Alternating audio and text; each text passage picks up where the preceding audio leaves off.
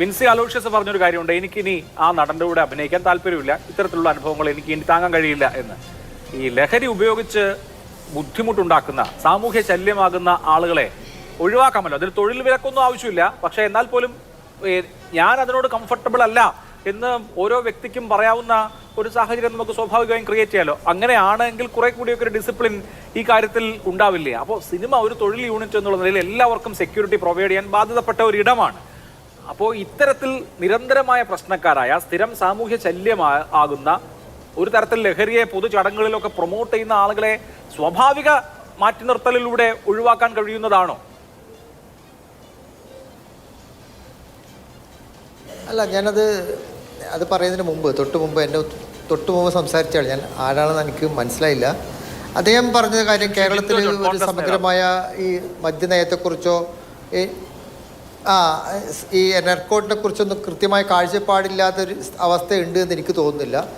കൃത്യമായി മദ്യത്തെക്കുറിച്ച് എന്താണ് കേരളത്തിൽ ജനങ്ങൾക്കറിയാം, മയക്കുമരുന്ന് എങ്ങനെയാണെന്ന് അറിയാം, അതിൻ്റെ അപകടത്തെക്കുറിച്ച് അറിയാം. കൃത്യമായ ധാരണ ആ കാര്യത്തിൽ സംസ്ഥാന ഗവൺമെൻറ്റിനും ജനങ്ങൾക്കും ഉണ്ട് എന്ന് തന്നെയാണ് ഞാൻ വിചാരിക്കുന്നത്. കൃത്യമായി ഈ മദ്യഷോപ്പിൻ്റെ എണ്ണം കൂടുന്നതോ അല്ലെങ്കിൽ മയക്കുമരുന്ന് തമ്മിൽ യാതൊരു ബന്ധമുണ്ടെന്ന് എനിക്ക് തോന്നുന്നില്ല. മയക്കുമരുന്ന് വേറെ, മദ്യം വേറെ. മദ്യം അന്തർദേശീയ തലത്തിൽ എല്ലാ സ്ഥലത്തും അംഗീകരിച്ച സാധനമാണ്.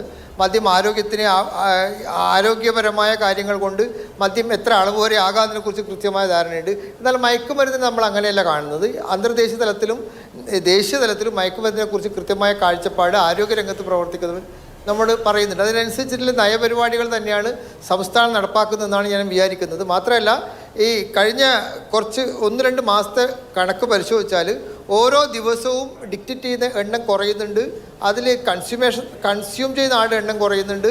കേരളത്തിലെ പിടിക്കുന്ന കേസുകളിലെ എണ്ണം ഗണ്യമായി കുറയാനുള്ളൊരു കാരണം ഓരോ ദിവസവും ഇവിടെ വരുന്ന മയക്കുമരുന്നിൻ്റെ എണ്ണം കുറയുന്നത് കൊണ്ട് തന്നെയാണ്. അതെന്ന് തന്നെയാണ് നമ്മൾ മനസ്സിലാക്കേണ്ടത്. ഇനി അഭിലാഷ് ചോദിച്ച ചോദ്യത്തിലേക്ക് വരാം. തീർച്ചയായും അദ്ദേഹം നേരത്തെ ഒരു കാര്യം സൂചിപ്പിക്കുകയുണ്ടായി, ഇത്തരം ചെയ്യുന്നവരെ പൂർണ്ണമായി നിന്ന് ഒഴിവാക്കുകയല്ല വേണ്ടതെന്ന്. അതിലും ഏത് നടൻ അഭിനയിക്കണം, ഏത് നായിക വേണം അല്ലെങ്കിൽ നായകൻ വേണം എന്നൊക്കെ തീരുമാനിക്കാനുള്ള പരമാധികാരി ആ സിനിമ കൺസീവ് ചെയ്യുന്ന ആളാണ്.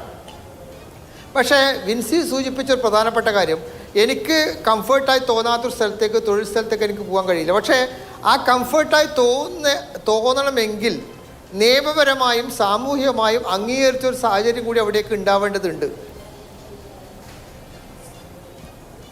നിർഭാഗ്യവശാൽ മയക്കുമരുന്ന് ഉപയോഗിച്ച് ഒരാൾ ലൊക്കേഷനിൽ വരികയും സിനിമാ സെറ്റിൽ വരികയും അവിടെ വച്ച് മറ്റുള്ള ആൾക്കാരോട് മോശമായി പെരുമാറുകയും ചെയ്ത സാഹചര്യം ഉണ്ടായാൽ അത്തരം ആൾക്കാർ തന്നെയാണ് സെറ്റിൽ നിന്ന് മാറ്റി നിർത്തേണ്ടത്.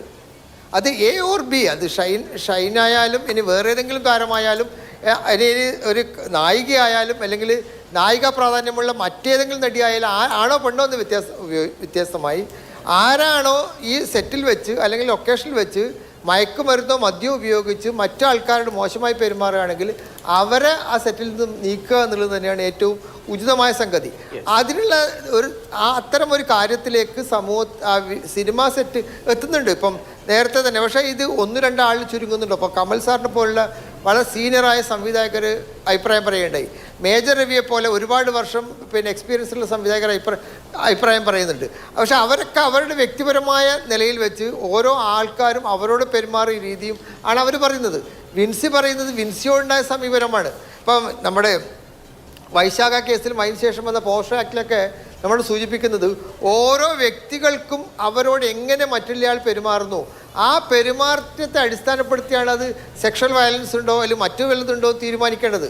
അത് പുറത്തുള്ളൊരാൾക്ക് തീരുമാനിക്കാൻ കഴിയും. ഇപ്പോൾ കമൽ സാറിനോട് നന്നായി പെരുമാറുന്ന ഒരാൾ അല്ലെങ്കിൽ മേജർ രവി സാറിനോട് നന്നായി പെരുമാറുന്ന ഒരാൾ വിൻസിയോട് നന്നായി പെരുമാറി എന്ന് നമുക്കാർക്കും ഊഹിക്കാൻ കഴിയില്ല. വിൻസി എന്ന് പറയുന്ന കലാകാരി അവരോട് മോശമായി പെരുമാറിയത് കൃത്യമായി അവർക്ക് ബോധ്യപ്പെട്ടതിൻ്റെ അടിസ്ഥാനത്തിൽ അവർ പുറത്തു പറയുന്നത്. അങ്ങനെ ഒരാൾ പുറത്തു പറയുമ്പോൾ അവരുടെ കൂടെ നിൽക്കുക എന്നുള്ളത് തന്നെയാണ് സമൂഹം എന്ന നിലയിൽ, സിനിമാ പ്രവർത്തകർ എന്ന നിലയിൽ എല്ലാവരുടെ ഉത്തരവാദിത്വം. അപ്പോൾ ഇനിയും അത്തരം കാര്യങ്ങൾ ആവർത്തിക്കാതിരിക്കാനുള്ള സാഹചര്യം മലയാള സിനിമയിൽ ഉണ്ടാകണം. നമ്മൾ ഹേമ കമ്മിറ്റി റിപ്പോർട്ടിന് ശേഷം നിരന്തരം ആ കാര്യം ചർച്ച ചെയ്തിട്ടും വീണ്ടും അത് ആവർത്തിക്കുന്നെങ്കിൽ അതിലെവിടെയോ പിശകുണ്ട്. ആ പിശക് തിരുത്താനുള്ള ഉത്തരവാദിത്വം സിനിമാ പ്രവർത്തകർക്ക് ഉണ്ട് തന്നെയാണ് ഞാൻ വിചാരിക്കുന്നത്.